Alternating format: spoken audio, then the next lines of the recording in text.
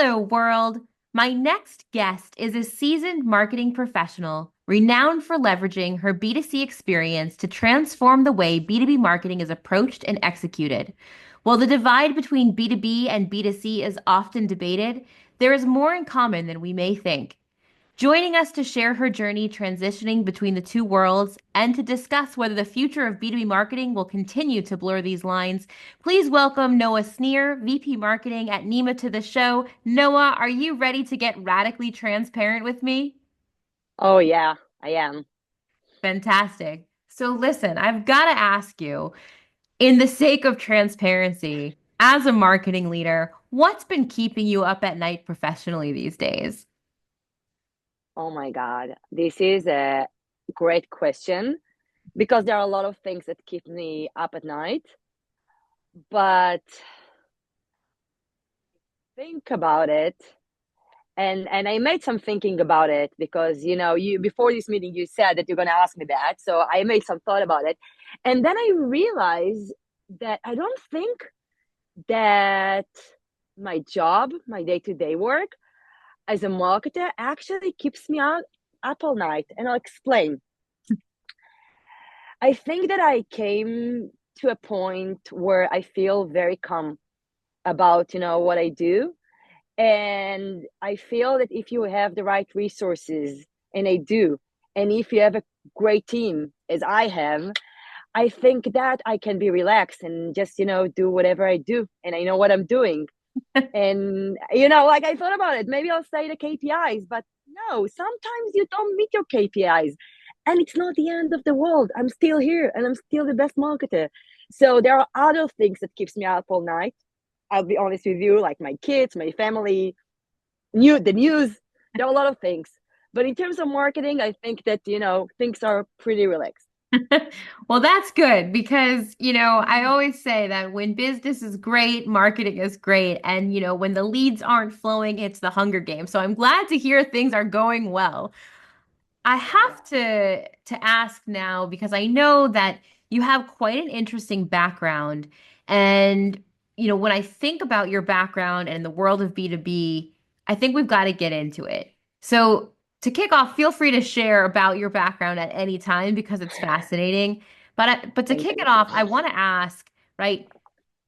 You've dabbled a lot in B2C and in B2B. And I want to understand, in your opinion, why do you think that there's such a perceived rivalry between B2B and B2C marketers? Like, where did it come from?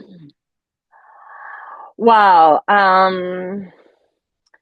So I feel that when you think about it, think about the high level marketing of B2C and B2B. Yes, like you can see it at two different worlds, right? We're using most of the times different tactics, right?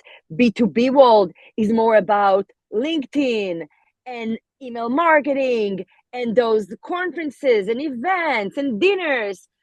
If you think about B2B is about usually it's about longer buying cycle, unlike B2C when you just want to buy chewing gum or like I don't know, like soda or something. You just go to the store and buy it. There is no like, long buying cycle.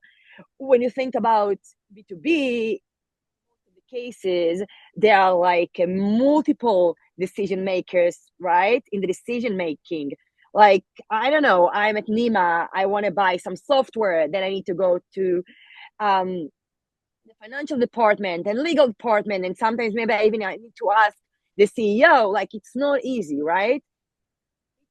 When you think about B2C, I don't know, Oreos or whatever, you just again go to the store and buy. I'm the only one that's making this decision.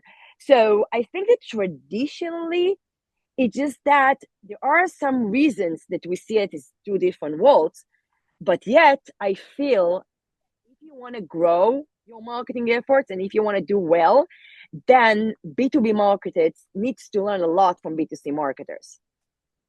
I think that's really interesting. So it sounds like that B2B marketers were just a little bit misunderstanding maybe of the approaches or the emotional side, and we'll get into that in a bit. I'm wondering if you could talk us through a little bit about your experience transitioning from the B2C world to B2B and what key elements or strategies from B2C marketing do you believe are often most overlooked by us B2B marketers?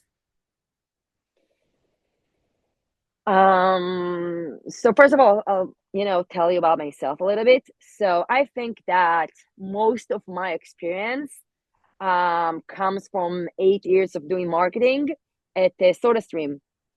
And I was doing so many roles. I was doing PR and social and brand management and category management. And then I moved to Canada and I was doing North America marketing and for both US and Canada. And I've done everything, like even the Super Bowl, which is, what B2C traditional marketers are dreaming of, right? And not even one, couple of these. And SodaStream, it's I think it's the best marketing school in the world. So I feel that I learned so much from SodaStream because they know what they're doing. At the end of the day, they're selling water with bubbles. That's it, right? They're selling water with bubbles. They're selling the same machine for like more than 100 years. There is nothing innovative about it.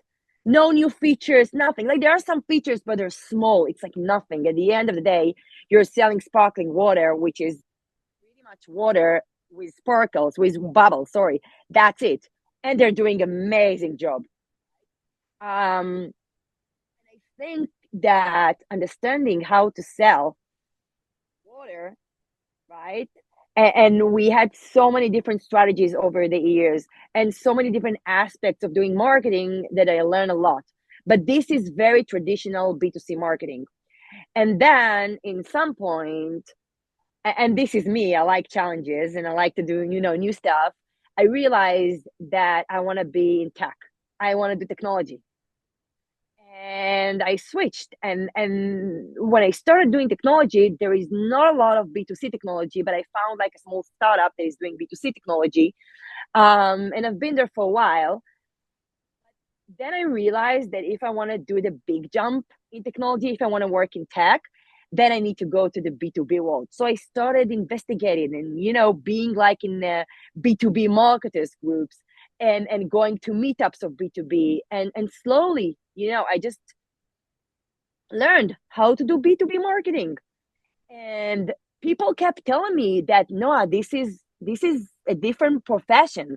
Like I don't know if a B2C marketer, which by the way, they're like feel themselves a little bit sorry for all of the audience here, but a little bit snobs, right? Because they know what they're doing. They're like sitting in those tech, whatever companies, and it's different.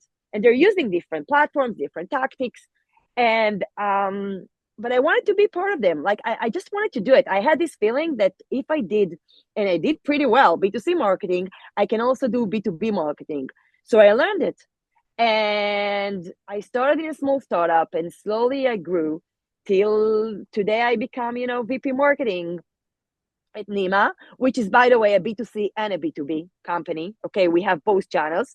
But before that, I used to be global marketing director at Similar Web, which is a very hardcore B2B enterprise focused company. So eventually, I've been doing both. And I feel that because of the fact that most of my experience at the beginning lies in the B2C world, at the end of the day, I'm a better marketer today because I'm using both tools, because I can see the end users in both eyes. That makes a lot of sense. And I think, right, at the end of the day, we're all marketing to people. And I think that's the most important thing to keep in mind. I know there's some Yeah. argument that, B2C tends to do better at tapping into the emotional and human-centric kind of storytelling. And they're known for that. But I think B2Bs are starting to get the hang of that. Oh, yeah. They must do it. Because as you said, and this is the key points of everything that I'm going to talk about, is that at the end of the day, people are, we are all human beings, right? And when you think about the pain points and you think about what drive us, it's not only the brain. And B2B marketers for like years and years, and maybe and most of them still today are thinking about, functional, what's the functional values that I'm gonna give to my users, right? It's all about new products, all about new features, new solution. They're using the word solution, right? Because it's all about functional. So we, all companies, and you are right that there is some shift here, but still, if you think about the traditional B2B world, usually when they're targeting their audiences, the messages is about the functional values to their audiences, right? It's about the brain. When traditionally B2C marketers are targeting the emotional aspects of it. And in my opinion, you should do both. Yeah. Like, because people, they use their brain as well as their heart when they're making decisions. And at the end of the day, it doesn't matter if you're targeting companies, if you're targeting people. At the end of the day, whoever is going to use your product is a human being. And as human beings, we use both. So you also need to touch the emotional part of it. Absolutely. And I think you hit the nail on the head, right? B2B marketing, we do tend to focus on the solution. Also, when we're speaking internally in our teams, we're talking about oftentimes performance and metrics. And, we want to understand, the data-driven marketer, right, if you will. And I think while B2C often leans into brand building and we're often seeing the result of a strong brand, right? B2B is Mm-hmm. focusing on that performance. But how, in your opinion, do you think that B2B marketers can strike that balance, as you, right, like heart and brain, right, between creating that strong brand, but also achieving measurable KPIs? Because at the end of the day, if we're not bringing in leads, I mean, what's our purpose? So I don't, like, to be honest with you, I don't think it's one against the other, right? You can still do amazing performance and still get your MQLs by doing marketing that is not only functional. Even, you know what, when you think about it, you'll get better results when you're going to collaborate functional and emotional aspects of your product. And there are so many examples out there that are doing it, right? Like, look around. There are a lot of B2B very successful products that are using emotional aspects of it. For example, that's Salesforce. Okay. And when you think about Salesforce, okay, this is a hardcore B2B platform, CRM, which is a little bit complex, right? A little bit maybe boring. There is nothing like cool and cheeky about Salesforce. But if you think about their visual identity, clouds, the light blue. And when you think about, they have those characters in Salesforce, and they usually put costumes of teddy bears and little bunnies, right? It's so cute. Like, when you think about Salesforce as a CRM platform, they made it into a very engaging platform. And that's what they did. And it's only about, I'm talking only about their visual identity, but there is much more than that. They're actually built a community, and they've done a lot to engage with their customers.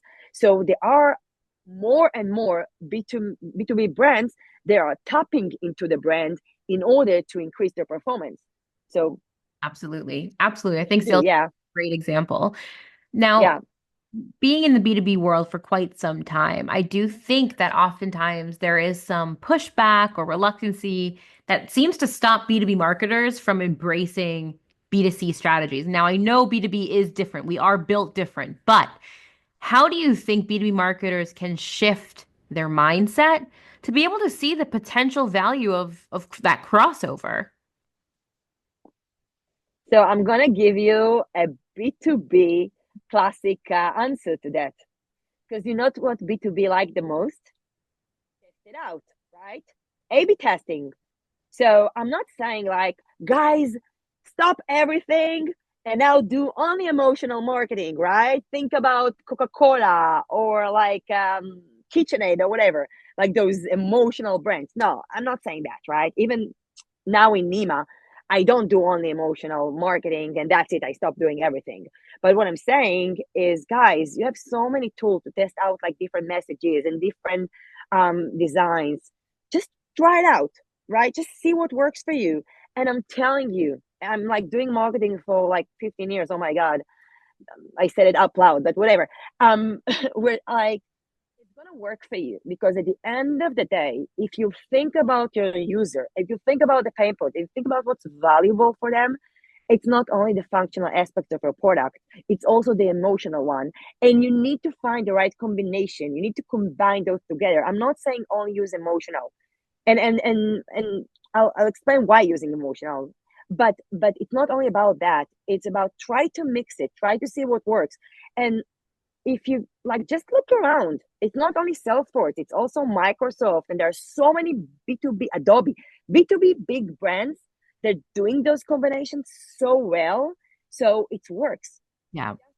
Find the right, the right way to combine both. Absolutely. Now, I want to Yeah, shift for a moment because not only did you transition at one point from the B2C world to B2B, which I'm sure was definitely an adventure, right? But you've recently joined a new company. I Um, do. Starting fresh. I mean, what's your approach to learning your audience quickly? And how do you think that your B2C background has influenced the ability to learn this quickly? Wow, it's a great question. And yeah, I switched from B2C and then I switched to data industry and now I'm fintech for God's sake, which is a different industry. So yeah, I know it's also not very traditional because marketers like to stick in the same field, knowing their user base the best, and it's not my kind of like journey. Um, but first of all, we spoke about the fact that humans are humans, right? So this is first of all my first assumption.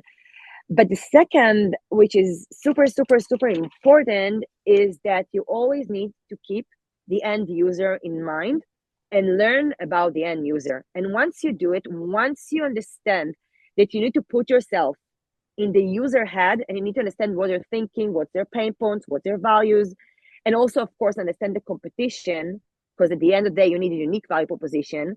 So once you do it, then you can do anything, right? Then once you understand the user, and it's listen, it's work, and there is a lot of learning here, and I'm still learning, and you need to be open to it. As a marketer, by the way, I always say that you need to be very, very, very honest with yourself. Okay, and even though I'm doing marketing for so many years, I will always be honest, and I will always be as decent as I can, and not think that I know everything, because I don't. I don't know my users. I don't know why they're buying in Neema products or similar web or anything else, right? I need to learn about it. I need to speak with people that are doing it for years. They are in the company, people that are here for like 5, 6, 7 years. So I can speak with them. I can listen to gong calls, which is super important. So always need to be connected to your end users. Super important. And to your prospects. I Yeah. couldn't agree more. It is the Yeah. foundations of all great marketing. Now, Yeah. someone with expertise in both worlds, I feel like you're the only person that has joined this show that I can actually ask this question to and get a radically transparent answer. Okay. How do you see the future of B2B marketing evolving? Do you think that the lines between B2B and B2C will continue to blur? And if so, how should we prepare? Or do you think that B2B will stay unique to B2B and that the lines of the blurring should, there's a limit? Wow. It's a hard one. I feel that slowly B2B marketers are getting similar to B2C marketing efforts, not marketers, sorry. Marketing efforts are getting similar to B2B. And you can see that they're using, if you think about it, I think about, for example, just yesterday, I got an ad on Instagram from SEMrush. Okay, SEMrush B2B company, but they're targeting me on Instagram, which is a typical B2C channel, right? Like who's using Instagram for B2B? So I feel that B2B marketers understand more and more that at the end of the day, you need to get to the user mind and you need to get to him in the channels they're using. So, for example, I'm spending me, Noah, I'm a marketer, but I'm also Noah, the human being. And I'm spending, let's say, maybe 20 minutes on LinkedIn a day, right? And as a marketer, by the way, I'm using more LinkedIn than others, but let's put it aside. Let's say that I'm using 20 minutes or maybe 30 minutes a day on LinkedIn. You know how much time I use on Instagram? I'm not gonna, right? Because, at evening when I'm sitting in front of my TV, I'm scrolling down and I can do it for like hours because at the end of the day, I'm more interested in, I don't know, stuff on Instagram. So they are smart and they're targeting me wherever I am. And I'm as a human being, I'm on Instagram. So target me on Instagram, right? Use different influencers. Don't use only those whatever influencers. Use the influencers that I actually watch. So I know it's hard to target. I know that Instagram is not the easiest platform to target because it's not like LinkedIn. You can actually target by audiences, etc. So it's not easy, but still there are ways to do it. So what I'm saying is that slowly there is some blend between B2C and B2B, and it's super important from channels perspective, from messaging perspective, and also from, as we said, from the emotional messaging that we're using. So Yeah. Well yeah, so said. it's happening. Well said. So Yeah. if B2B marketer listening in, do target us on Instagram. We are there. Last question for you, Noah. Can you share with us something about yourself that we actually cannot learn about you from simply reading your LinkedIn profile? Wow, that's a hard one. Something that you cannot learn. So I'll tell you okay, I'm going to tell you the truth here. So there are a lot of things that you cannot learn from my LinkedIn profile. I'll tell you why. Because the purpose of LinkedIn at the end of the day is I use it to grow my career, right? I post on LinkedIn about all my career achievements, about all my successes, right? But if you go on Instagram, for example, it's a different Noah.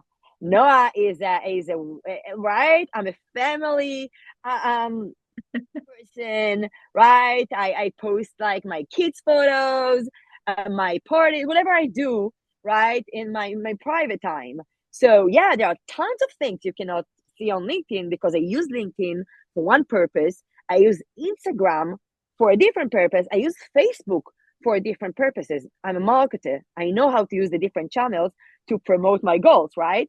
So I just so many things you can learn from different platforms. So just don't follow me only on LinkedIn. Just go to other channels and see who I am. That's the best way to know people.